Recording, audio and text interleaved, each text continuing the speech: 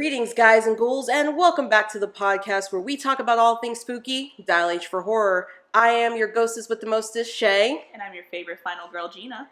And we are back. Wow. Yay, we are back. We've been gone for a little bit, but, life happens. Life has been happening. But we're back. We're going to be trying to get out at least 1 or 2 episodes a month. Doing some stuff focusing on newer content that's coming out because there's a lot of new great stuff that's been coming out. Yes, definitely. So have to, as we check it out, we'll pop in and tell you guys how we feel about it. And plenty of stuff that's set to come out later this year as well. Yeah, we got Terrifier 3 coming out later this year, which I still need to watch Terrifier 2. And there's, of course, speculation maps for Halloween Horror Nights. Yeah, actually they did just drop one recently, so we will have to go over that. That's going to be very exciting this year. The Strangers comes out in a couple of weeks, the reboot of the Strangers franchise, so that's exciting. Also really good. But we're not here to talk about any of that. None of that at all. We're here to talk about Chucky. For those of you who are just listening at home or wherever you are, actually, because you don't have to just be at home to listen. Chucky is in the building, actually. He's here with us right now in the, not flesh, the plastic. He's here in the plastic. And pleasure to have you here, Charles. He's a little shy. Yeah, he's a little camera shy. This is his first time back on camera since season 3 wrapped. Yeah, and let me tell you, it was brutal filming for him. I mean, running the White House. Exactly, and especially because they had that break in between because of the writer and actor strike. Like, he had to put everything on pause. He couldn't even talk about it on social media. Exactly. So he's still trying to get his bearings on being able to talk about the show. So we'll do the talking for him. He's a little camera shy, but we got all of the answers out of him before we started filming. So we did. So yeah, today we're going to talk about the Chucky TV show. If you guys didn't know, for some reason, you might not know. There is a Chucky TV show.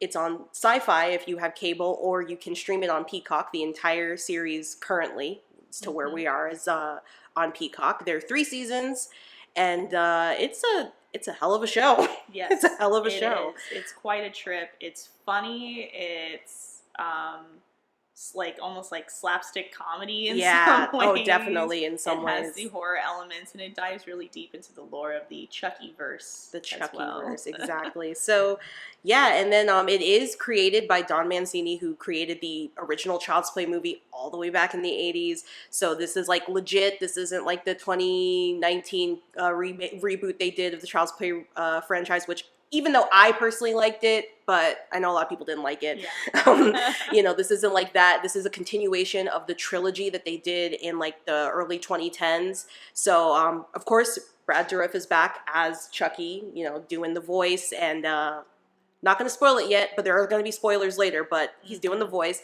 Jennifer Tilly is, of course, back as the Bride of Chucky, Tiffany. And then Fiona Dourif, if you've never seen the 3 movies that came out in the early 2010s, she actually plays a character in the Chucky-verse called Nika, and she is Brad Dourif's daughter, if you couldn't figure that out. We actually saw her last year at Spookala. We did. So she's in there now as Nika, and then Devon Sawa as everyone. Who isn't played by Devon Sawa is the real question for the show. Everybody is Devon Sawa at the end of the day. You can kill him, but he'll be back next season as somebody else. Oh yeah, that's kind of like his big thing. Actually, it's funny, our producer, I was talking to him the other day, and he said he watched an interview with Devon Sawa, and Devon Sawa said that after the first season, when his characters were, offed, they told him, "Hi, how would you like to come back for season 2?" And he was like, "How?" What he says, "How?" And they're just like, Don't ask questions. You'll be back. You'll be back. We'll write you in. Don't worry. We'll find this role for you. We love you. And if you have any doubts of whether or not this Chucky show is legit, because I know the Chucky franchise as a whole has been kind of a mixed bag of movies, as is any franchise. Like Friday the 13th has some stinkers, so does Halloween, Nightmare on Elm Street. You make that many movies, you're bound to have some bads. Exactly. But if you are kind of like, I don't want to watch a Chucky show, like those movies were terrible, it has a 93% on Rotten Tomatoes. That's a high score. And it has us saying, you should watch it. It's good. Oh, yeah. No. You know? I watched the first season in 2022 just kind of out of the blue because someone had told me in 2021, which is when it started airing, that it was a really good show. Mm-hmm. And I watched it just out of the blue because I saw it was on Peacock, and I binged the entire season 1 in one day. And by the time like the last scene rolled, I was like, this is probably the best thing they've ever done with Chucky. Like, this is like where he belongs, is on TV. Yeah, like you don't realize how well the character is for like a TV show until you start watching it and you're like, this works really well. I don't think it would work with other horror movie icons. Yeah. I mean, try me. We've got to see. Friday the 13th coming out. Yeah, we've got Halloween coming out, and then there's also Welcome to Derry coming out. I don't know if these are all coming out this year. I think the Friday the 13th one is. Yeah, it's set to come out and this year. I'm excited for that one. I think that one's going to be good. Will have a really good place in television. You know, yes. I mean, I don't think every horror movie icon's made for it, but no. I'm happy to see that they're trying this new format out. Yeah. It gets out more content throughout the year. Like horror content without having to be dedicated to making a whole new movie that drives the like story further, and they end up making a lot of weird choices, like with not Friday the 13th, but like with Halloween. Yeah. And I agree with that like wholeheartedly because I think that the Chucky show really showed not only how well a story can be told in a television show format for a big slasher like that, but also the demand for it because, like I said, so many people told me this show was great before I even sat down and watched it. And when I did start watching it, at first I was kind of not into it, but as soon as it got to the end of the first episode, I was hooked and I just could not stop. I watched it. I literally stopped watching it on my TV in my living room and went into my room and finished the series as I was falling asleep. That's how like hooked I was. I was like, this is so good. So just to give you a quick synopsis of what the show, well, this is mostly the first season, but it kind of leads into the other seasons is about. So the synopsis goes, after a vintage Chucky doll turns up at a suburban yard sale, an idyllic American town is thrown into chaos as a series of horrifying murders begins to expose the town's hypocrisies and secrets. Meanwhile, the arrival of enemies and allies from Chucky's past threatens to expose the truth behind the killings, as well as the demon doll's untold origins as a seemingly ordinary child who somehow became this notorious monster. And that's kind of pretty much the gist of season 1.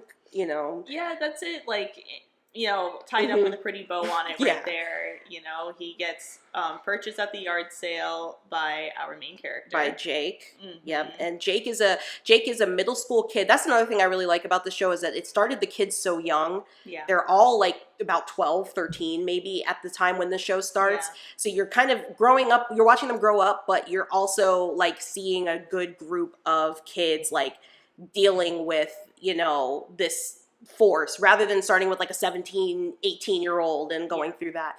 But there's Jake, he's the main character, and then Devin and Lexi eventually becomes a main character, even though she originally starts out as an antagonist. Yeah. She had in my opinion, she had pretty good character development because she was definitely a character I was rooting for seeing going when I watched the first season. Yeah. And then, like, by the end of the first season, I was like, don't hurt her. Protect Lexi at all costs. I was like, please don't hurt her. Now I love her, and I'm like, please don't hurt her. Like, she's amazing. But season 1 was definitely a huge standout. They did give you a ton of origin of Chucky. They showed how he killed his own mother. And, you know, then he was sent to a foster home and he was killing at the foster home and teaching the boys how to kill and all that stuff. And then they showed you how he met Tiffany, which I love that little like vignette because they showed how he was taking these girls home and they were thinking they were going to like have fun with him. And then he was just killing them. Yeah. And then he takes her home and she's like, I want to do what you're doing. Yeah. He's like, what up? You're not like most girls. Like, wait, you want to join me? What are you talking about? That's awesome. So then they show you their whole spree. And of course, we obviously know that it ends with Charles Lee Ray getting shot in the toy store and finding our little good guy. Yeah. And they do bring back some characters from the franchise like Andy. Yes. And Kyle. They do bring them back. They're kind of like doll hunters, which is pretty cool in the first season. They're going around and they're like, where'd you get that good guy doll from? Exactly. It's like a really cool way of like continuing their story and showing how much Chucky has affected their lives over all these years. The kills in the first season were pretty well done. pretty well done. They were. I would say like the worst one in the entire first season was the mayor's husband when he got stabbed through the butt, basically. Yeah, that was rough. That was rough. He's sitting on the theater chair in the movie theater and got stabbed through the butt, and then like he's sitting there holding the popcorn, and then they just start drooling blood onto the popcorn. It's nasty. It was so rough. It was a good kill. It was a really good kill, and I mean, I definitely I jumped a little bit, not out of like fear, like, oh, I'm scared, but more like, oh, my butt. Yeah, like, oh, my butt. Exactly. No. Season 1 was, Jake purchasing the doll from the yard sale to use in his artistic collection, and then the doll just starts to wreak havoc in his life, taking pretty much everyone out that he knows, pretty much his whole family. Killed his father, his uncle, his aunt, his cousin. Yeah. Like, everybody's gone. Took everyone out. Just like, no, Jake, you got no family left. Yeah. I don't know if he's got a grandma somewhere or grandpa, but Chucky will find them. Don't answer the door, Grandma, I promise. And then, did the same thing with Devin. He was living with his mom and took out his mom, which was honestly not that big of a deal. Shout out to Devin. He's a podcaster. He is a podcaster. Devin he does a true crime podcaster. Yeah. So he gets to live his own true crime story, which is kind of horrible, but yeah, it's awful when you really think about it. When you stop and think about it. But by the end of season 1, Jake, Devin, and Lexi are poised against the Chucky dolls, which I also have to mention too. In season 1, there's like Chucky has like a horde of Chucky dolls. By the end, And Tiffany, who is in Jennifer Tilly's body still from The Seed of Chucky, if you guys don't remember that movie, she's still in Jennifer Tilly's body. She is basically taking the dolls to like release them. But yeah, it's an army of Chucks. They all have Charles Lee Ray's soul in them, and it's actually pretty funny scene when he's trying to give them all instructions, and they're like, okay, so who can we kill? Yeah, like, who's off limits? Finally, Chucky gets a taste of his own medicine, where like he sees how annoying he is to deal with. Oh yeah, because he is definitely very, very annoying. That leads us into season 2, which has arguably so far been the weakest season in my opinion. I'd have to agree. It's the weakest season. Season 2, Jake, Lexi, and Devin, they are sent to a Catholic school. Actually, was Lexi's mom dead before that, or was it after? I think she was killed after. I think after. I think she died in season 2. Yeah, she died at the Christmas episode. Yes. The Christmas episode, yeah. Mm-hmm. Okay, I was trying to remember, but I know Lexi was sent to that school with them. Mm-hmm. So they're sent to a Catholic school. Devin Sawa is the head of the Catholic school because... He's Devin Sawa. Oh, sorry. We didn't say who Devin Sawa was in season 1. Season 1, Devin Sawa was both Jake's dad and Jake's uncle, which he could get away with because you don't play twins, We didn't realize they were both Devin Sawa until afterwards. Afterwards, yeah. We looked it up to see who he played in, like, each season, and then it said he played both characters. And I realize now, because of this season, the reason I didn't recognize him was the facial hair. Yeah. That's why I didn't recognize him, because he has facial hair. And we weren't really, like, looking for it either. So it's like I knew that the uncle was Devin Sawa, but I thought that like it was a different guy that looked like similar to him playing his brother. No, it was just Devin Sawa and facial hair mask. Yeah. But he's the priest in season 2. That's how they brought him back. And of course, I forgot to mention that Jake and Devin are gay. Yeah. And they become a couple by the end of, season 1. They become a couple. They realize that they love each other. Yeah, they had like the little school kid crush on each other, and like seeing how that, played out, where like, oh, he wouldn't like me, and maybe he's not into guys, and like just seeing that like little back and forth, and then finally they both admit their feelings, and it's wholesome and cute. It is. And Chucky is an ally, by the way. Chucky is an ally. He does deliver a very nice line in the first season where he essentially tells Jake, when he mentions about Gigi, his kid, he says, I'm not a monster, Jake. Because Jake is like, you support your kid being like non-binary? He's like, I'm not a monster, Jake. He's like, come on. Like, geez, I just kill people. But like, horrible. Gay people are fine. Yeah, which we should have known all along. Chucky wears a rainbow shirt. He does. That's true. He picked something with a rainbow on it. So yeah, he's fam. Chucky's fam. But yeah, so the whole season 2 is having to deal with all the hordes of Chucky dolls that they're trying to eliminate and erase. Andy has a few, and actually I shouldn't say Andy has a few have Andy, Andy was being held hostage by a few Chucky dolls, including Bald Chucky. Bald Chucky. Bald Chucky. So there's Bald Chucky, there's Buff Chucky, and then there's Good Chucky. My favorite. Good Chucky is so cute. Basically, they went through this whole process to desensitize one of the Chucky dolls from violence, and it turned him into Good Chucky, where he was repulsed by violence, and but not really. No, not really. It was all a ruse. It was all a ruse. But he's so cute when the way he talks, like he makes his voice all soft, and he's like, "Oh, Jake, I don't know if I should do that, Jake." Good Chucky is always welcome in my home. He's adorable. I love him. I don't care if at the end he takes me out. At least, it was a good ride. It was a good ride, the journey. Yes. It's about the journey, not the destination. Exactly. So the whole season is dealing with trying to find all of these Chuckies to basically eliminate Charles Lee Ray's soul. And it culminates in the ending with there being an exorcism, which, by the way, and again, in the interview with Devon Sawa, our producer, he told me that Devon Sawa apparently blacked out during that scene. Oh. It was so intense for him that he blacked out. But they try to perform an exorcism on Chucky's doll body, and they're kind of successful, but it jumps into somebody and then jumps out of that somebody and then goes into a Tiffany doll and turns himself into a Chucky doll. And at this... It's very confusing. It's very confusing. He's jumping around all over the place like crazy.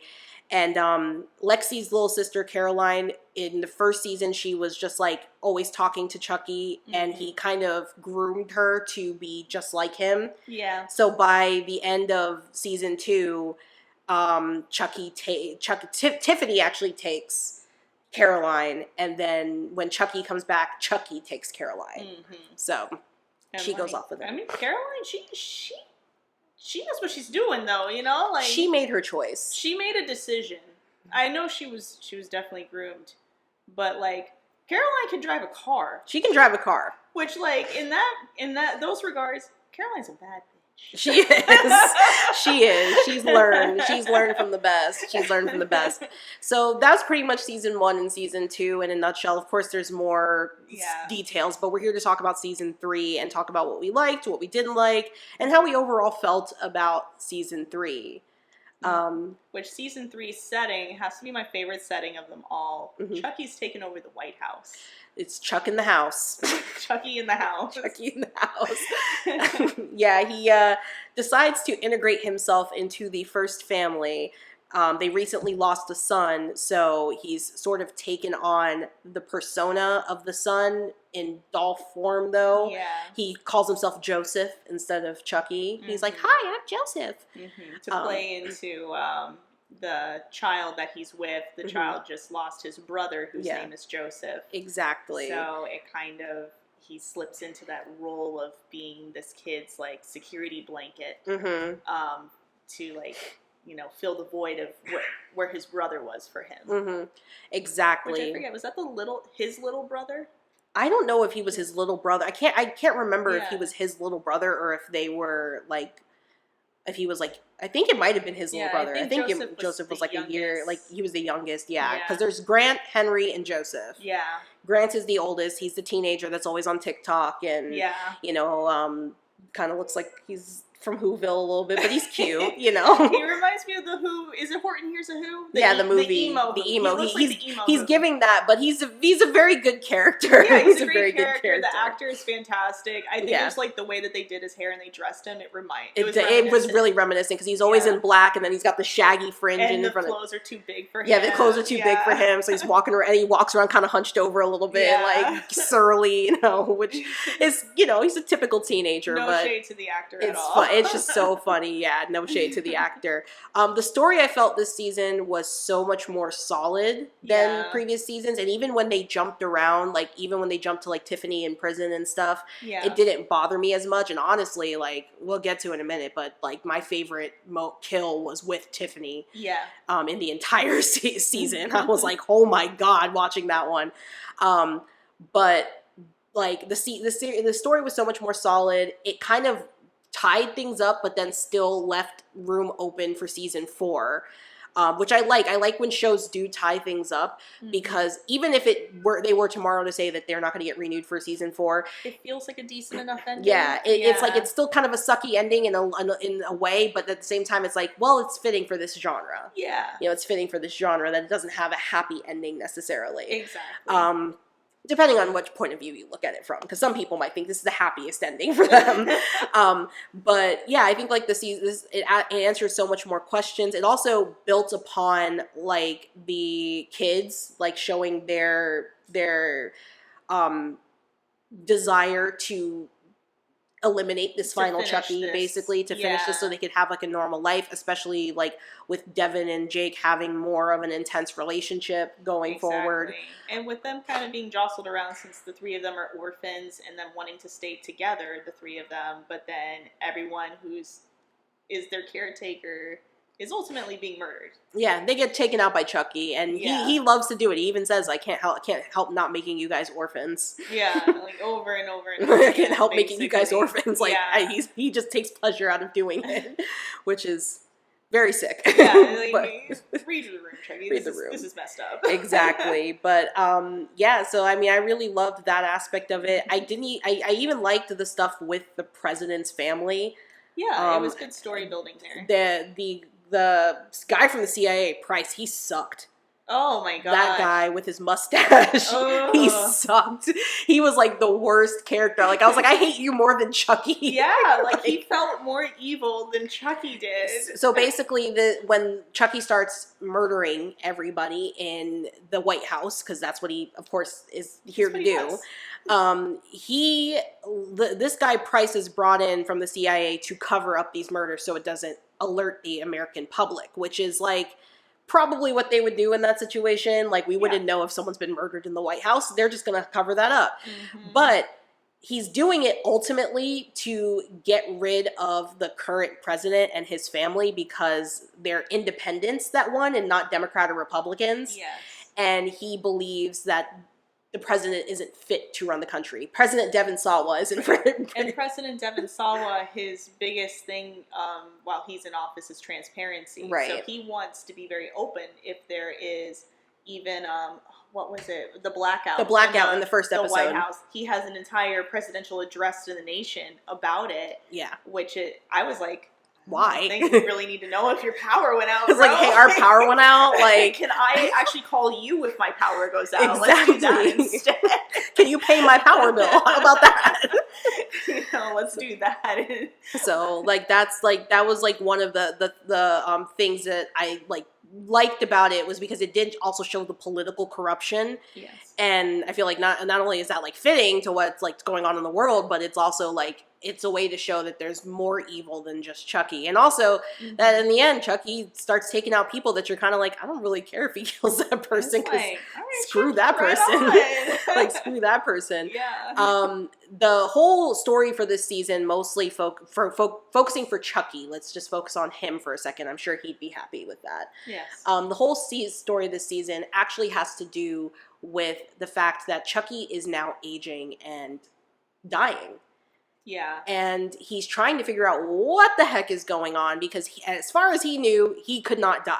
Mm-hmm. He could just transfer his soul into something else. But what he finds out from a witch doctor is that because he was part of a Catholic exorcism, he had forsaken Damballa. He cheated on Damballa. He cheated on Damballa. And Damballa is salty Damballa is salty. And she is in her revenge era. Exactly. Damballa's like, nope, we ain't doing that. For my younger generation, that's a translation. So, basically what Chucky has to do is give 6 sacrifices to Damballa in the most evil location he could find.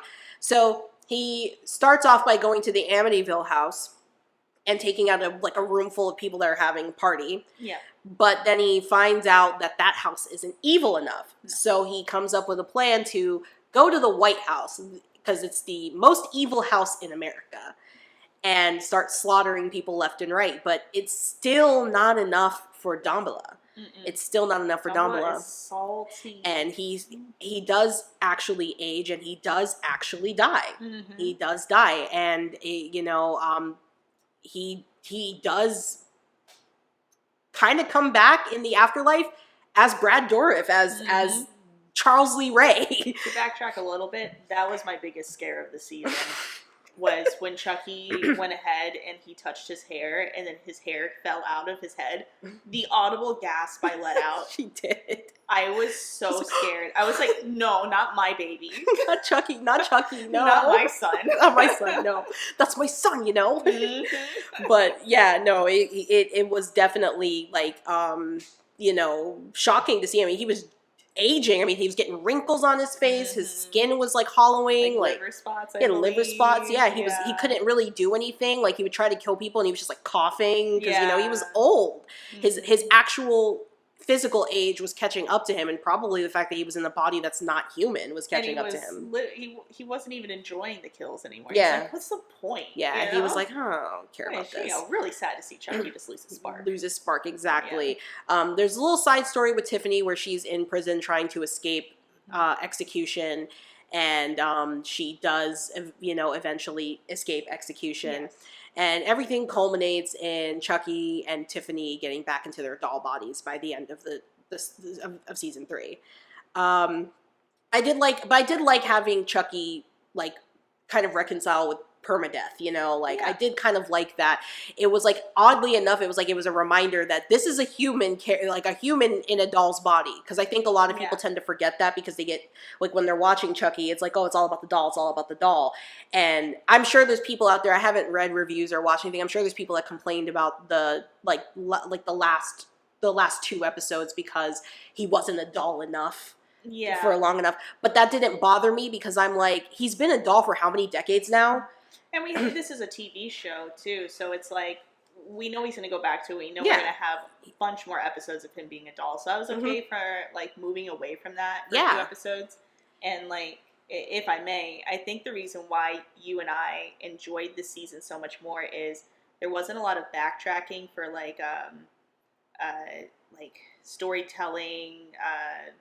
Like, season 1, we're telling his backstory. Season 2, we're doing a lot of, like, bringing in all these other characters from the Chuckyverse, Glenda and everyone. And that was a lot of, like, side episodes. I think there was even a whole episode where we didn't even see Chucky. Yeah, there was the Tiffany episode, the one that everybody, like, hates the most. Yeah, everybody hates that episode. Which, I mean, I enjoyed that episode for what it was, but I think what was nice was this one stayed in the present the entire time. So even though Chucky wasn't in his doll body for portions of this season, it was still really like just nice to be following one like linear storyline. Yeah, because like we did backtrack in the one episode where we saw Tiffany go to prison, and then we also backtracked, like I think during the same episode when we were seeing him start to age and how he got to the White House. That was backtracking for the sake of getting us to the where now we're versus at, like, hey, this happened 20 years ago or something, and now we're leading back into it. Or here's like in season 2, like here's like a slightly unrelated storyline to what we're really doing. Like, let's just leave the Catholic school for a little bit. And so it does feel like, oh God, well, we only have like 2 episodes left in the season. Like, we got to get back over here because there's a lot to be done.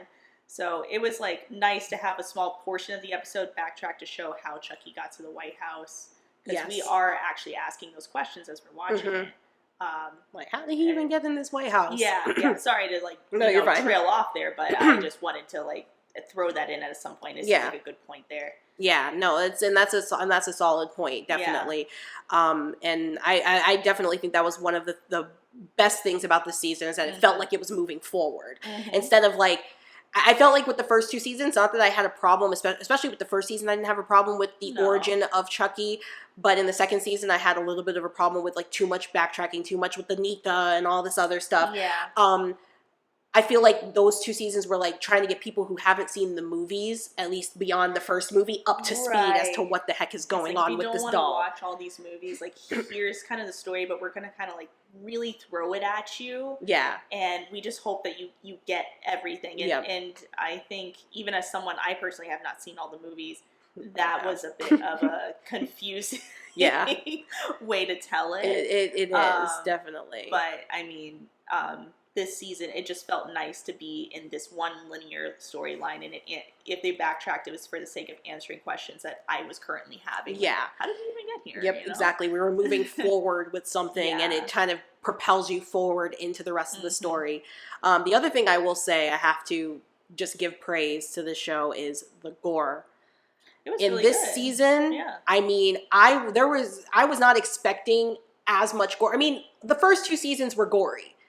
But this was like, we have to turn it up to 11. Like, they were like, we can't come with like, you know, no weak stuff, because we're going up against like Terrifier. We're going up against like the Halloween movies. The last 3 Halloween movies were gory as hell. Like, we've got to amp it up.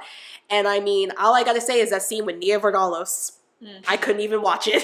And to do that all with a television show, that's a very difficult line, I think, to kind of like, you know, stay on, because in TV, there's different rating systems than with movies, and what flies and what doesn't fly. And even though they are on Peacock and they could technically, you know, go as far as they want, they're also on Syfy. Yep. So they can't go because Syfy is a network TV network. So, yeah. And I mean, I read an article the other day, not too much of a tangent, but I read an article the other day about the show The Boys, which is on Amazon Prime, where they've said that they've actually had Amazon step in and tell them they can't do certain scenes because it's too much. Because if you've ever seen The Boys comics, they're like vile. They're disgusting. They're horrible. And they try to do those scenes in the show and they're like, no, you gotta cut it. And The Boys pushes the limits. I've never seen the show, but I have friends who watch the show and they're like, that show pushes the limits of like what you can do on TV. So, and they're on a streaming service. They're not even on a network. And you would think on a streaming service, they'd be like, do whatever the hell you want. We don't care. You know, but this season was like, they just went in with it.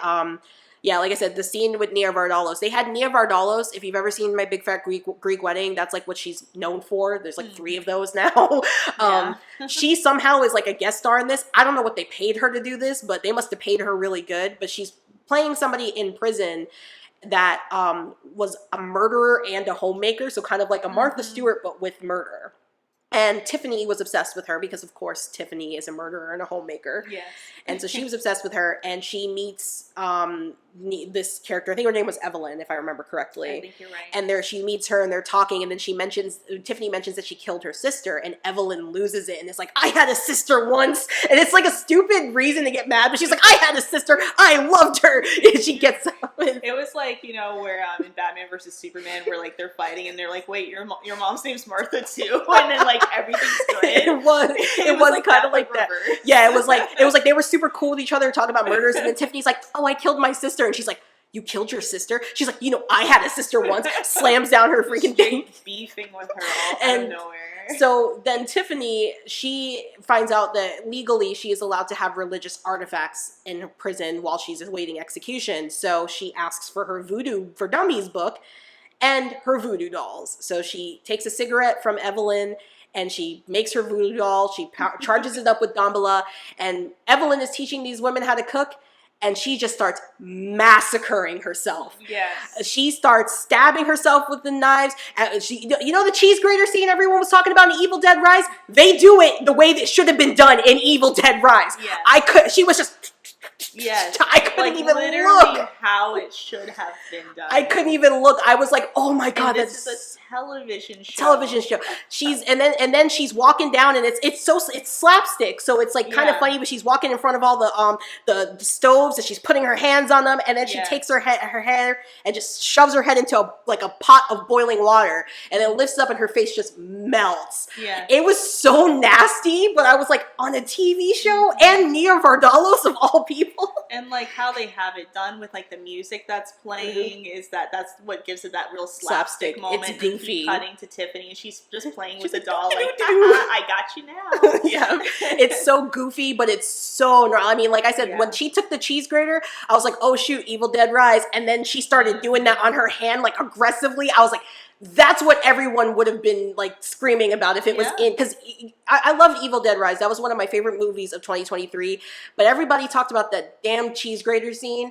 And I'm like, dude, all they did was one swipe across the skin and that was it. And I'm not saying that they needed to do that, but I'm just saying for people's reactions to that one swipe, I don't know how y'all gonna sit through Chucky season 3. I don't know how y'all gonna do that. And then the ballroom scene in the Halloween episode, just gnarly. Yeah, that one was really good too. That With one was the gnarly. chandelier falling. Mhm. And then again, I like how they just did a little bit of backtracking to show how Chucky hooked it up for Yeah, it to fall, yep. and where he was during that ballroom Dressed scene. up as the Phantom of the Opera. I know, of all things. Of all things. I mean, I don't know. We gotta get this Chucky. We gotta get him. We gotta get him in a Halloween costume this year. Yeah. Yeah, we do. I mean, Go we through just the got kids him like section. Christmas time, so Yeah. we gotta get him something for, you know. He was dressed up for Christmas this year. He had a Yeah. Christmas shirt on and some New Year's glasses from what, 2023 Well, or 2022. no, it was 2023 glasses, Okay, but we were yeah. going into 2024. Yeah. So it was, but yeah, that was a good one. And I will say the only thing I was disappointed about was there was an episode that was second to last episode, There Will Be Blood. Everyone was talking about how it was going to be like the bloodiest episode, and like there was a lot of blood. I will say that. It's like, I guess I see where they're coming from, but it wasn't in the way that I was I expecting. would imagine. When I hear something's Yeah. the bloodiest episode, I'm thinking the most violent episode. Yeah. But this is more like, oh, there's just blood coming out of the ceiling. sprinklers. The sprinklers, in the yeah. ceiling, you And they know? did do another Evil Dead Rise with the blood kill in the elevator, which I was like, I like that. I like that. You guys watched Evil Dead Rise, and then we're like, let's do that. Which I think is an interesting take too, is like, I wonder if they are watching the most current like horror media, whether it be movies, TV shows, indie projects, Mhm. and then they kind of incorporate like small homages to that Yeah. in their season. Like, I don't know if they did that on purpose, but I guess Mhm. we'll keep an eye out for it in season 4. Yeah. But that would be a really cool thing if that is intentionally what they're doing. Yeah, because I mean, they kind of did it. I think in season 2, they kind of did it in the Christmas episode when he had the chainsaw. Yeah. You know, they kind of went for that, but yeah, I just thought that the gore this season was out of this world, and you know, is again, like you said, for television, that's crazy that they pushed were the able. envelope, and like, I know a lot of times people feel like that envelope shouldn't be pushed, but I think it should be. And I think, you know, it's really cool to see how directors, you know, how they push that envelope and see how far that they can go, because it makes their imagination go the most wild, I think, and we get the best product out of it. Oh yeah. You know? Oh yeah, I agree. And I think that the best thing about like having a horror TV show is that you've got to have some element of like that gore, or that, you know, you got to have scares in a horror TV show. And for a slasher movie, your scares come from the gore. Yes. It comes from the kills. You know, maybe not necessarily doesn't scare everybody, because obviously, like for me, gore doesn't really bother me all that much. You know, but even still, I was squirming during that scene in the kitchen. I was squirming. I was like, oh, this is nasty. This is rough. This is violent. But it was still cool to watch. It was still like, oh yeah, that's awesome. But it is scary to some people. Like that kind of gore is like pushing that limit for them. It's just like if you were to watch a show by like Mike Flanagan, he's gonna have a lot of like jump scares. That's his type of content, is like a lot of jump scares, and that's totally fine. I love Mike Flanagan stuff. That's not like hatred, but that works for him. A lot of these times, like, they make these horror TV shows and they don't have actual horror in them. Yeah. You know, and that's kind of what I like about this show, is that even though it's goofy, it's funny, there is still like that horror element to it. You know, that was cool. Oh, even the Kenan Thompson kill too. Oh, I just yeah, remembered that's that one. Right. Is that how we started the season, or maybe that was No, episode that was 2? episode. I think it was like episode 2 or 3. Yeah, that was like a couple that was episodes really in. cool. I would love to see Kenan Thompson in more stuff like this. I know he did it because it's an NBC show. Yeah, so he was able to get in on it. But I think he was like the perfect character, or perfect choice for the show, because he's so funny. Yeah. For one. Yeah. And Chucky's a funny character. Exactly. And then for him to be like driving them, he's like, "What are you guys talking about back there?" "Killing people." What?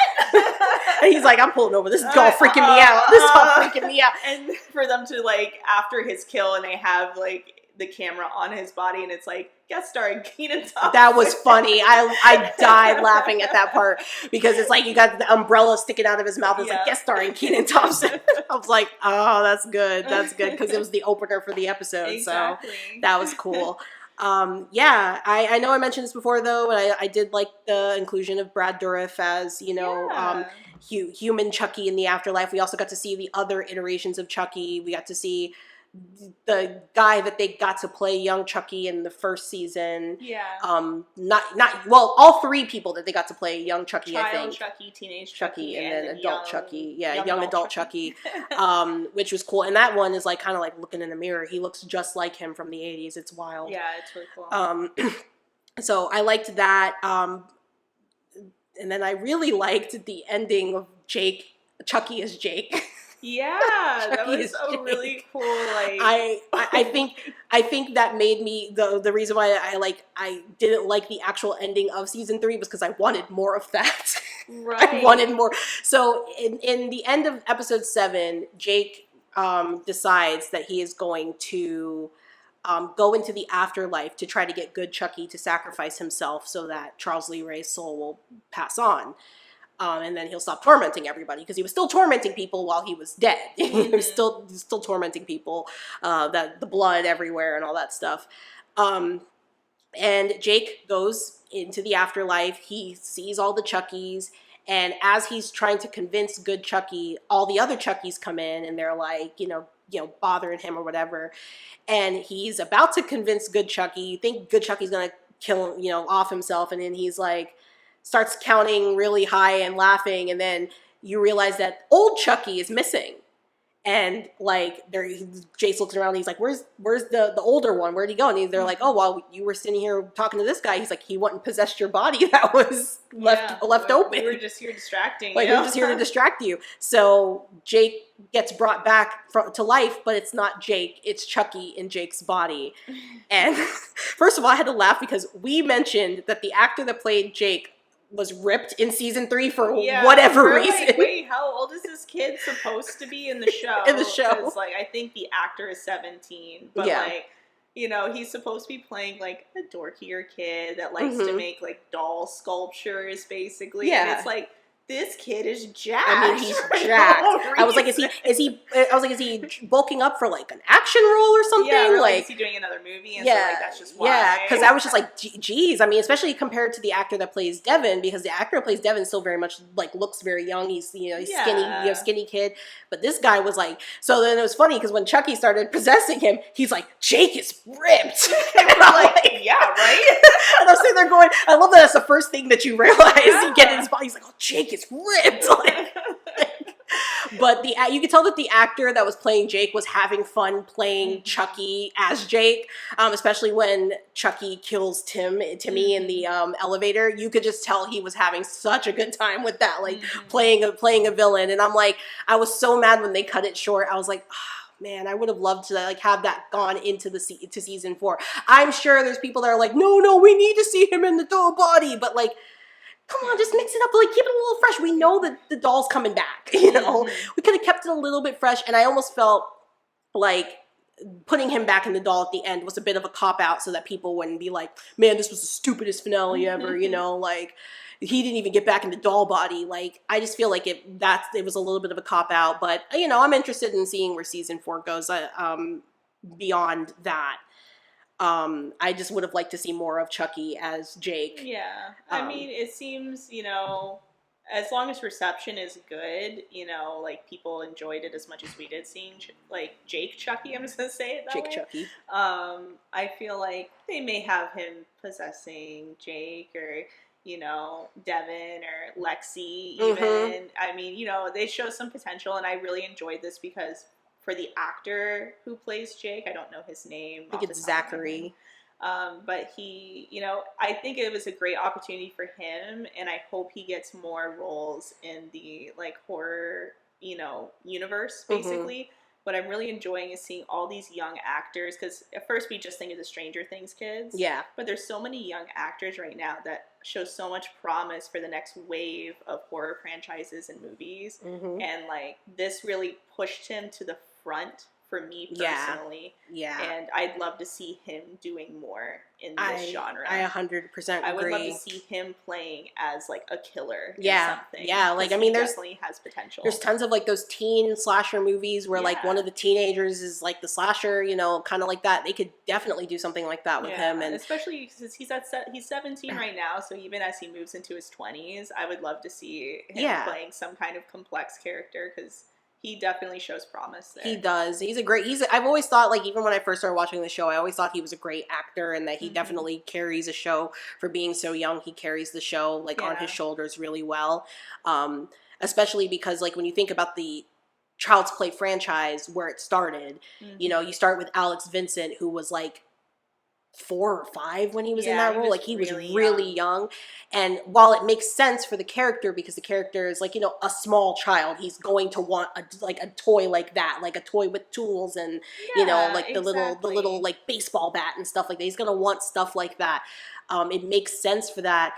It's nice to see this franchise take it in a way, because then there was like when they rebooted it with Nika was older, you know, she was like a teenager, and like this doll was just given to her as like a gift. And it's like, okay, I guess you're going for like the porcelain doll collector and she gets this doll. So now it's like, okay, we've kind of got a balance of between the two where we have this kid who's 12 and we get to kind of watch him grow up. And it's not even like he's getting the doll because he knows what a good guy doll is. He's just literally buying this thing because it's like he wants to use it. He's buying it literally to rip it up and like use it for his artwork. This kid is essentially Sid from Toy Story. Pretty much, in the beginning, and he just makes this like horrific looking doll art where it's just dismembered doll parts. So that's like, yeah, so that like, I agree with that totally about him. I think that he, you know, and especially after seeing him portraying a Chucky version of his character, like that was super cool. And I would love to see him, you know, as the charismatic killer, you know, the charismatic killer, like just with the personality, I think he could pull it off because he just has that look, and he can play a sympathetic, sweet character, but he can also play a deranged character. And I think that that's going to be favorable to him if he wants to continue acting after Chucky's done, which I hope he does. I hope that Hollywood's been kind to him. So I hope so too. I hope he does. He's a great actor. He's got talent, and I would like to, you know, see his where he goes. You know, grow even more. Because I feel like where people, you know, some people feel like Jenna Ortega is this generation's, like Generation Z, Generation Alpha's, like final girl, the like the it girl for horror. I feel like he could be the it boy. Oh, absolutely. I feel like he could do that. Some real potential. I mean, I think for a while, I mean, it's not really to be pitting actors against each other or anything, but I think for a while it's been like Finn Wolfhard. Yeah, I was gonna say has been like a top contender, but I think this, you know, I think it's healthy even to have. I wish Zachary. I'm just gonna say that Zachary, name. I hope that's correct, but you know, it's great to see him doing even better in his role, because now we have actors pushing each other to be better, which that's healthy. You know? Zachary Arthur. Okay, Zachary perfect. Arthur. So kudos to you. You've done a fantastic job. Yes. You'll never hear me say this, but it's out there on the internet. In case you stumble upon it one day, you know, scrolling through, you never know. Yeah. But yeah, no, I totally agree, and I agree. I feel also like Finn Wolfhard's been getting away from doing like horror roles. Yeah, he has. So which like, is good for him. you know, exactly, because it can be taxing. I mean, it can be very taxing. It's nice to show that you have more range.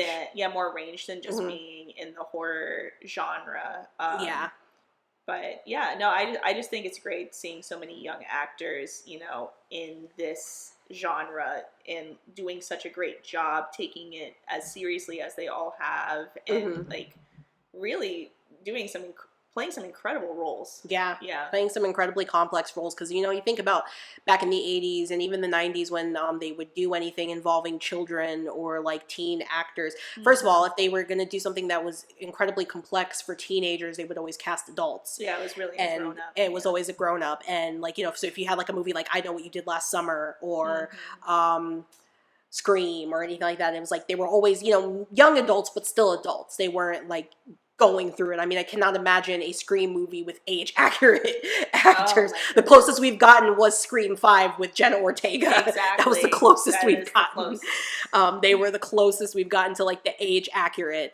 So that's but I like to see more age-accurate actors in these roles because they're showing they can handle it. yeah, they're showing that they can handle it, and then it goes to show you how impactful it is, not only for younger kids who like horror to see kids in those roles rather than seeing an adult woman playing a 16-year-old. They see a girl that looks like them, or a boy that looks like them, or a them that looks like them. But they're also, but it also is impactful for us as adults because we see them as kids and we are more sympathetic to them than if it's like, like I'll be completely honest with you. I don't want anything bad to happen to Jake, Lexi, or Devin. No. I don't, because I look at them and I'm like, they're my children. Exactly. They're my children. I'm like, Chucky, you could kill anyone else on the show. Right there. Like, Chucky, you can kill anyone else on the show. I don't care who you take out, but if you touch a hair on their heads, a hair, I know you want to. And that's the way I felt about the kids from Stranger Things when I first started watching Stranger Things. I never wanted anything bad to happen to those kids. I don't want any of them getting killed off. But if they were adults, yeah, go ahead. I don't care. Because you're not looking at them as children. They would have to be even more well written of a character for you to be like, please don't let anything happen to them. Exactly. But I mean, not only are these characters well written, but these kids have dedicated themselves to the role so much where you feel so protective of them, and that's what ends up leaving you on the edge of the seat. Not necessarily the scares, but I want to see them get through this. I want to see them survive. And so it is, for Chucky, it makes a really good balance in the show because obviously we're all in a weird sense rooting for Chucky because he's an iconic character. Exactly. But we're also rooting for the kids because we care about them. And so it makes a really good balance for us in the show where no matter what the outcome is, there's a bit of satisfaction to it. Yeah. Because we care about all these characters exactly. in some capacity. Even Grant this season, the kid we said that he gives off the Whoville vibes. He's very very sweet kid. We're not making fun of you, I swear, I promise. We're just that's just what came to mind when we saw you. That's how you were dressed. But no, even him, when he reunited with his mom at the end, it was kind of like I breathed a sigh of relief that he didn't die. Yeah. Because I for sure thought they were going to off him, and I was like, please don't. Yeah. I was like, I know we haven't had that much time with him, but give him a chance to at least escape this and live a somewhat normal life from this. Whether he decides to come, whether they bring him back for season 4 and he's kind of part of the group, or whether whether he's looking for the 3 of them, after what happened to them.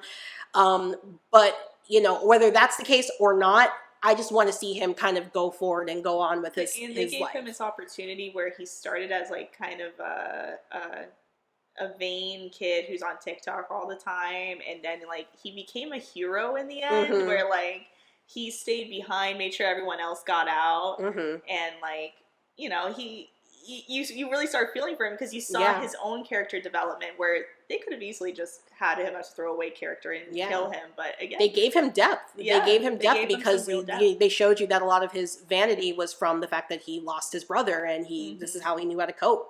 It was just being a kid, and how do you cope with that level of grief of losing your baby brother? You can't. All the moments between him and Lexi were really palpable when he was talking about his grief and stuff. And he really wanted to make sure Lexi was there for him and not for what he could do for her. Not for the fact that he was the son of the president. Which is a complex thing for any kid who's living in a White House. Any kid who has any level too of any sort of power or fame, if they're a kid, a celebrity, influencers, do you like me for me, or do you like me for the fact that I've got money and social status? So I completely agree with that, though, that the kid characters, it's just they've given you such a time to bond with them, and that's a rare thing with slasher movies. I know that oftentimes we'll bond with our final girls, we'll bond with our Laurie Strodes and our Sydney Prescotts and everything like that, but it's I'm bonded with these final kids. Exactly. They're our final children. Our final children. Final school. It's a final school. Don't touch a hair on these heads of these kids, Chucky, I swear. And Chucky's like, oh man, okay. I guess we'll just keep going for a few more seasons. Yeah, and then it also opens up potential for them where if they want to do something with Chucky years later after this show ends, they can bring these kids back, and they're grown-ups now, and they have even more depth to them, and they're kind of the same like they did with Alex Vincent. Exactly. They're tied to the franchise in a way that I think will be a good thing. They won't just be known for this. I feel like these kids have potential to definitely go broaden their their careers, but they have really good ties with this franchise now that will we have potential to see them Yep. years down the line, and these characters develop even further. Absolutely. And I definitely think that they're beloved enough within the fandom, because I don't really hear criticism from people who watch the show of the kids themselves. Sometimes there is criticism of the way certain situations are portrayed with the kids, but it's not the kids themselves, which is valid. There are some situations like I felt that way during season 2 when Devin and Jake are in a Catholic school trying to find places to go and make out, and I'm like, this is not important, guys. You're in a first of all, you're in a Catholic school. You know that they're not going to let you do that. Second of all, there's like 30 killer dolls looking for you guys. Like, this is not important. Now's not when they're like, you know, this season, which I don't want to talk about this too much because I feel uncomfortable talking about this, but them wanting to like take their relationship to the next level essentially, and them like staying the night in a motel versus getting back to getting back to Lexi, who's like there like having a panic attack, who doesn't, they don't even know that their foster parent is dead yet at this point. So and like Lexi's living in her own hell right now, and they're like having like, you know, they're just being intimate, and it's like, okay, and I'm like not the time, guys. This is not the time or place. And I did read, you know, why Don Mancini thought that was important and everything like that, especially for the LGBTQ plus community and the young kids that watch the show, because there are kids, regardless of whether, you know, parents let their kids watch the show, teenagers find the show, there are kids that watch the show, like regardless of the content. But I respect him for including that storyline in that show. But again, as an adult, it is a little uncomfortable watching that. And then also on top of that, it's also like, this isn't important. Let's get to the point. Yeah, we're like, guys, come on, man. People are dying. Like, people are dying, Kim. Exactly. People are dying, Kim. Just a few criticisms that I personally have, like the green screen effects. Oh. Oof. I mean, the budget had to fall somewhere with all the fake blood they paid for. Yeah, the White House, whenever they show the White House from the front, it's very obviously a CGI image that's rendered. Maybe I'm wrong. Maybe that is a set that they built and it's just the effects, but I highly doubt it. It's giving Melanie Martinez K through 12 movie. It is. Which is great for a music video movie. Not so great for a television show about a killer doll. And so I didn't necessarily care for that. And then there was also the scene in the last episode with all the Chuckies. And Bald Chucky was very obviously green screened. Yeah, Bald Chucky, he was not looking good. He was very obviously green screened into the scene. I was like, what, could he not make it that day? They were like, your call time is at 8 a.m. And he's like, nah, I can't do it. Sorry. He got sick. Like, I don't know what happened. He refused to film with Buff Chucky. They're in a feud right now. They're beefing, so they had to kind of do like what is it? The Twister tennis ride. Ball. They do like the tennis. Oh yeah, the Twister ride, where they both filmed in separate locations and they're supposed to be looking at each other, but they're not actually looking at each other. Yeah, because they're in totally different locations. They couldn't stand each other. Anyways. Iconic lore though. Yeah.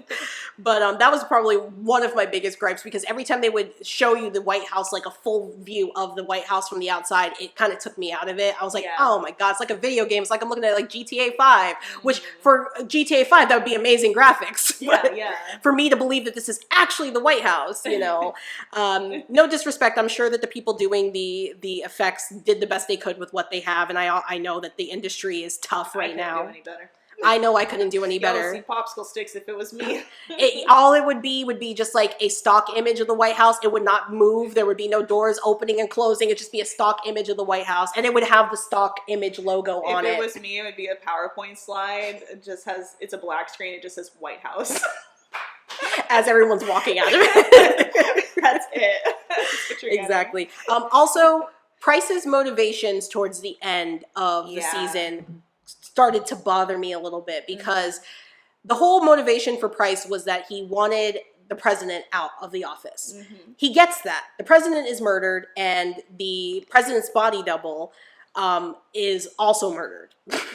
Both of them are murdered. Devin Sawa and Devin Sawa. Yeah, President Sawa and President Sawa's body double are both murdered. Yeah. So at that point, the vice president is coming in, because that's how it works. If a president is murdered, or, you know, whatchamacallit, decides to resign, the vice president steps up. The vice president was who they wanted in office. Well, then they do the seance, and the vice president is offed. And so at this point, the family's trying to leave, and he's still talking about wanting to kill the Why? what was the purpose of it? I mean, I Yeah. guess maybe he was afraid that they would go to the press with everything, but it's like, even still, you're the government. You're the U.S. government. You guys are the kings and queens of cover-ups. You can cover that up. If the wife starts talking, you can cover that, or you could just pay her some hush money.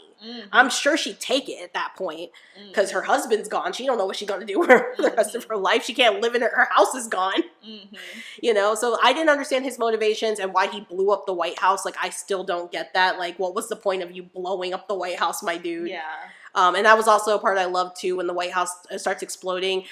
Jake Chucky is very confused as to why there's explosions happening because he didn't do that. Yeah. He's just looking around like, huh? Like, wait a minute. Wait, this isn't a part of the plan at all. I did not plan this when I came back from the afterlife, but you know what? I'll take This one ain't me. This one ain't me, guys. He's like, I actually can say I did not do this. So yeah, I just, that was something that definitely kind of bothered me, was what the heck was Price's motivations by the end of season 3? Because he pretty much got exactly what he wanted, which was the president out of office. So why blow up the White House?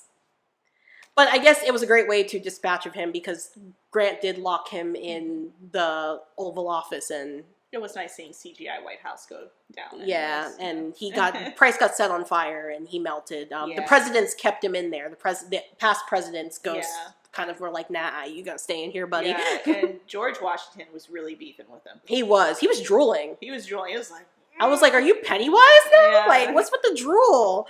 I guess when you go to the afterlife, you just drool or something. Which never mind. If you're there long enough, I guess. There long enough. And then, like, my only thing is, like, I love the show. I love the show, and I think they've done a great job with it. My biggest problem with slasher movies and slasher media is they don't know how to end it. And then there's always this fear that if they end it, you know, oh, we're gonna have to start over from the beginning. I love, like, don't get me wrong, I love Freddy, I love Jason, I love Michael Myers, I love Chucky. I don't want to keep seeing them. I want new slashers. I want new people to come on the screen. I want new people on the scene. I want their stories to end, and end in a way that's satisfying, instead of, like, you know, like, yeah, it's great we're getting this Friday the 13th show. I'm sure it's going to be good. I think it's going to be a great show. It's great that we're getting this Halloween show, but I feel like when Halloween Ends came out, even though I hated that movie, they ended it as good as they could for Michael Myers. They don't have to bring him back, but they're bringing him back. And I'm like, but why? We can make new slashers. And I feel like Chucky's going to end up writing itself into a corner if Don Mancini doesn't come up with an end game for Chucky. And I know he said he wants to do more movies. And I'm like, if you want to do more Chucky movies, then do more Chucky movies. Don't do Chucky movies and Chucky TV show. Do more Chucky movies. Or if you want to end the show with a movie, you know, maybe like the last episode is a movie. Like, that's great. I'm all about endings for things that have gone on for a very long time. As much as I love them, it's not that the media is going to go away. You can still watch the old media. And I know there's people who are like, oh, but I love seeing the new stuff but after a while, it's kind of like, okay, we've told Chucky's story. We've given him so many amazing moments, especially, like, in my opinion, the Chucky franchise has always been one of my least favorite horror franchises. I love the first Child's Play movie. I kind of like the second one. Have a guilty pleasure for The Bride of Chucky. I really love that movie. But the rest of them I've kind of never really cared for. They've always been kind of like subpar movies. And Chucky himself has never actually scared me. And as far as the slashers go, I've always thought he was funny. You know, because he's a comedian, you know. Comedic character, and I understand why a lot of people thought he was scary, you know, think he's scary because of the doll factor and all that stuff. And I completely understand that and respect that. I'm not saying that the concept isn't scary, because the concept's definitely terrifying. But I would like to see where this show is going in terms of the end. And it doesn't have to be the end of Chucky forever. If he wants to do more movies, if Don Mancini wants to do more movies, he can end the show, and that story ends, and then move on to maybe like a trilogy for the Chucky movies, and maybe something a little bit different, but it's still a continuation of that show story, but maybe not with the same characters, the same storyline, the same everything. Give those characters a chance to close the door, and then, you know, if he wants to do movies, because like I said, I've read that he does. I love the show. It's not me saying that I want the show to end in season 4 or season 5. This show could go on for 3 or 4 more seasons and I'd be satisfied with it, as long as there's a clear ending. I just don't want it to turn into The Walking Dead. I don't want it to turn into The Walking Dead, where they just didn't know how to end the show, and then there's like 5,000 spin-offs because they're like, well, we still want to make money off this franchise, so there's a spin-off for this character, this character, this character, and this character. Now you gotta watch all 5 spin-offs to know what's going on. So that's my only thing, is like, I would love to see more of the Chucky show, but I want to see it heading towards a goal at the end. Even if the goal is Chucky just sets everything on fire and he wins. You know, even if that's the goal, I just want there to be a goal at the end, so that it's not just going on and going on and going on and going on, and then they're like 12 seasons in and the story's starting to get stupid and they're just jumping the shark at that point. And then it's just becoming like the movies got, where it's just comedy and it's stupid and you're pulling at strings to try to make a good story. So I have faith in Don Mancini. I think he knows what he's doing, because he's been very clear about his vision that he has. So I'm hoping that he has a deciding factor. You know, like I said, I don't anticipate that season 4 is going to be the last season of Chucky. I'd be really surprised if they announced that. That's going to be the last season of Chucky. I think there'll be at least 2 or 3 more seasons, maybe round it out at 6, and then call it a day. But I do want to see what the end game is going to be for this story, so we can, in a sad way, finally say goodbye to Chucky, just for maybe for a few years. Say goodbye to Chucky for a few years. Maybe he'll come back. He'll come back in like 10 more years and start terrorizing people again. No. But that's the only thing, is that like this season kind of left off with like, okay, they could end it here. If it didn't get renewed for season 4, this could be a good place to stop. But at the same time, I also worry that if they don't end it there, you know, like if they get another season, you know, are they going to start wrapping up the story or taking the story down a road where you can see, okay, we're getting close to the end, or okay, you know, we're not getting close to the end this season, maybe next season, and then the next season kind of leads us into that. But that's just my personal opinion, and that's just me feeling like there's some TV shows that go on for way too long and you don't know how to end them, and then you end them and it's like the ending of The Walking Dead. That's valid. It's valid. But yeah, anything else you'd like to add? As far as cons for the season, not particularly. I mean, I think we covered everything, as we just were like casually just going off Talking. one another. Yeah. So I mean, you know, I think overall it was a very good season. I think it was the strongest season in the show yet. I think the show's finally gotten its footing now that it's been able to explain all of the past stuff for the franchise. And I think it's in a good spot where we could get a couple more seasons out of it, because we are now in the present, and I'm really excited to see where Chucky's going to go next. I don't know.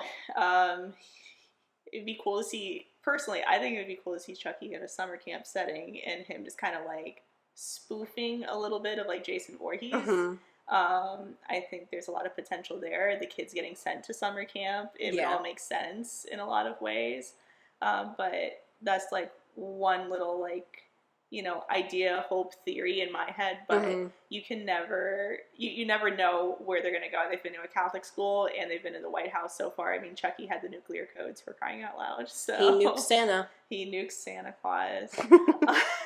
So, for that reason alone, I'm excited to see any possible future seasons, no matter how many of them they're going to do, just because the settings alone are enough to pull me in. And the creativity that they can have in different settings. I think they're having fun with writing it. You can tell they're having fun with writing it, and that makes it even more fun for me to watch it. Absolutely, yeah. Season 3 was a huge improvement over season 2, which I didn't hate season 2 as much as other people did. It was definitely a slower season. It was a sophomore slump, you know, and you could tell that there was some things they needed to work out, some kinks they needed to work out before they got like to the big show. But this was definitely very campy, very fun, very over the top. The kills were super creative this season. the humor was there, but it was toned down. It wasn't the central focus of the entire show. It felt like it flowed more, like it fit in more, the humor, and it was more natural. It wasn't forced. So I definitely like that. I loved seeing Brad Dourif in like person, you know, doing his thing. I loved that. It was nice to just get to see Chucky outside of the doll, even if it's just for an episode or two. That was cool. I definitely want to see where the show goes in the future, whether that's, like I said, for another season or another 2 or 3 seasons, or, you know, as long as it's still good, I'm down. I'm game. and I trust Don Mancini's vision, because he cares about this story very much. It's his baby. So I trust his vision. I trust the people that are writing it, the people that are directing it, the people that are working on special effects. Everybody did a fantastic job this season. Really brought it. And yeah, I really like that. And honestly, I'm a little disappointed that we had Chucky last year at Halloween Horror Nights, because it would have been cool to go through a house this year of this season. Yeah, honestly, I think like a white house, haunted house, would have been really cool, because not only do we have Chucky to scare us, but we have the ghosts. Yeah, the ghosts. Like, come on, casting people as like ghost, like Abraham Lincoln, Mary Mary Washington. Yeah, like all of that would have been really fun to see. Oh, sorry, Martha Washington. Mary was Lincoln's wife. Martha Washington. But you know, that would have been really fun. Seeing, like, you know, you could even have Jake Chucky scare you. Yeah, you could even have Jake Chucky. One. That would have been cool. That'd be cool. Yeah, have Jake come out and just lots of potential. I think if they try to do another, I think they'll shy away from it for at least a few years. But if they want to try to do another Chucky haunted house in Halloween Horror Nights future, doing one that's maybe based off of a season like they've done with the Stranger Things haunted houses, I think would be really fun to see. Absolutely. And I think it would be a good direction. But, yeah. Yeah, I can't wait to see what they do throw in. They always have a little bit of Chucky somewhere for the last few seasons. Yeah, years of Halloween Horror Nights. Bring back the Chucky photo op where he roasts you. That's all I want. Yeah, you know, that one's fun. Or even just the Chucky food booth was good. They had some good. The drink that they had the Heart of Dambola, yeah. And then I really liked the popcorn chicken, but we're not here to talk about that. Yeah, I know. I'm just thinking about food now, because we're like, it's dinner time. Yeah, so what would you give it as a skull rating? Personally, I mean, what you have written there is what I would give it as well. 4 out of 5. You know, I think this is the closest that we've had to like a perfect season so far. There's definitely room to grow, but I had so much fun watching this season. I did too. Yeah. It was definitely, I looked forward to it. When we finally got caught up, I looked forward to it the last 2 episodes, and I'm kind of sad that there's no more. Yeah, I'm kind of sad that there's no more. I'm excited, and I hope the writers are having fun writing the new season right now. I hope so too, and I can't wait till it comes back. So that's going to be really awesome when it does come back. I'm really excited for season 4, and they just need to announce that they've gotten renewed for season 4 next. I mean, I think they kind of alluded to yeah, because credits scene. Yeah, they did. Yeah, vote for Chucky. Yeah, vote for Chucky 2024. So, I'm you know, it'll be good. When it comes, it'll be good. I'm excited. Definitely. Consistency has been awesome with this show, so I have no doubts that they're gonna knock season 4 out of the park when it does come. All right, so I guess it's time to wrap this up. Yeah, absolutely. All right. Well, thank you guys so much again for listening to today's episode. If you like what you hear and are afraid to miss an episode, you can catch us every other Wednesday at noon over on Spotify, Google Podcasts, or wherever you choose to listen. Catch up with us over on Instagram, Threads, Facebook, and TikTok at Dial H for Horror Podcast, and feel free to check out our Patreon for exclusive content under the same name. Once again, I've been Shay. And I've been Gina. Be safe out there, and we'll see you all in the next episode. Stay spooky.